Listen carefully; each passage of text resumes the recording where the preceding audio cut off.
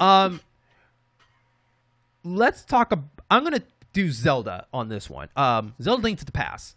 Uh, that is probably a lot of people, as I say, that is more of like you're picking a dangerous game there, and it is. It's my favorite Zelda of all time. Link to the Past, but seeing that world, I think would work really well as Link still stays at the way he is, but the world still looks very spriteful. I think it'd be really cool from going to the Lost Woods to the town to the castle. I think it would work perfectly for this particular for this game, and just seeing what the boss fights would be. That's where I'm more excited to see how the boss fights would be.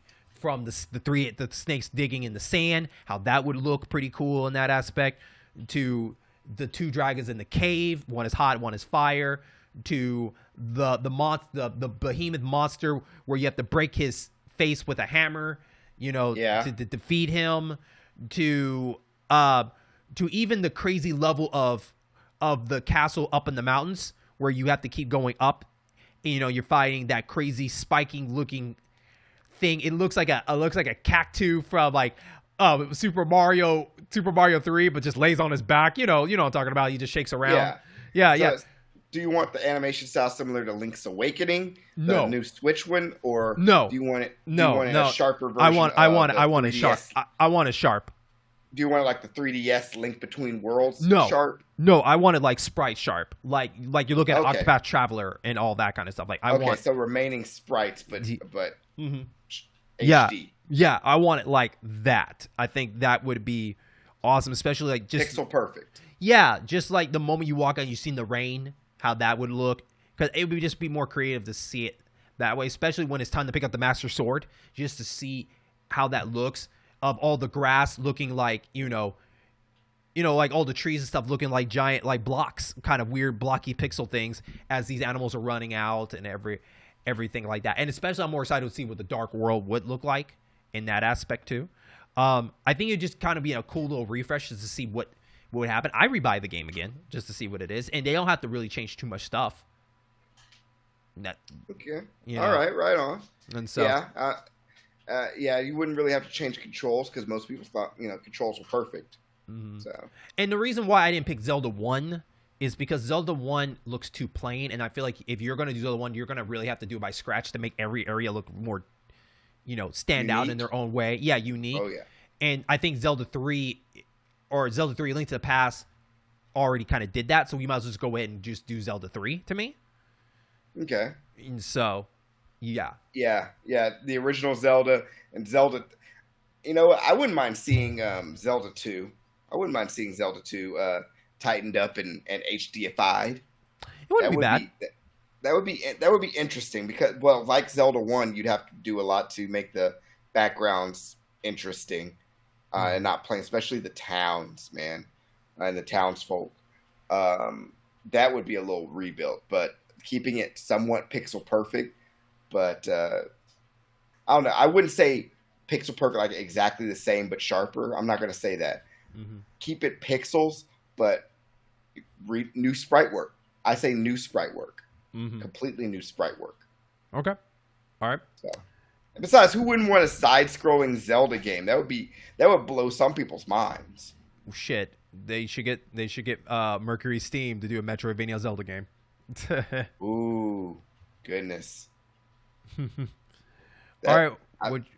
That could be something. What you got? All right. I mentioned it, but I'm going to go into it. Gain ground. So, for who knows how many people have never heard of it, but Gain Ground was in the arcades. It was a 3-player. It was a 3-player go from the bottom to the top, trying to get past various enemies with various different characters you could select. They all had different abilities. So the Sega Genesis version retained a lot of looks, but it made it a lot smaller. The characters were very hard to discern, like who was what, but it was still fun. If they did a 2D HD version of this, I want the sprite work to be so sharp, I slice my eyes open looking at them. I'm talking like I took a razor blade to my eyeball sharp. Okay. I want to be able to tell which character is which, because honestly, if you play the Sega Genesis version, especially, everything's kind of like just a smear, with different colors. I want the colors to be vibrant to pop. I want the enemies to be vibrant and pop. I want to easily be able to tell that enemy throws a spear, that enemy shoots a gun, that enemy charges at me straight forward. I want to be able to tell from what's going on with that. And you know what? If they do an HD 2D HD, give me the original 3-player version of Game Ground. That would be fun. Okay. So yeah, I'm kind of cheating. I want the arcade perfect HD 2D or 2D HD version of Game Ground. That would be killer. Man, I remember that game being really hard, or I really suck at it. No, the game was really hard. The game really picked up a difficulty like 10 levels in. It just shot through the roof.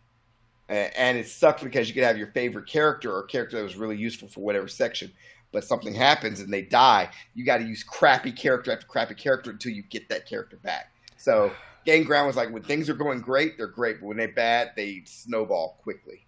Do you want that to be should that be that quality of life right there to fix that kind of problem? I would prefer it to be. I wouldn't consider it a problem. It's a difficulty quirk. I would make things a little bit more fair with hit detection. Okay. That's the biggest thing. Shout out to DC. I know he loves himself some Game Ground, so I know he'll be like yes. So yeah, that's my okay. That was my second pick.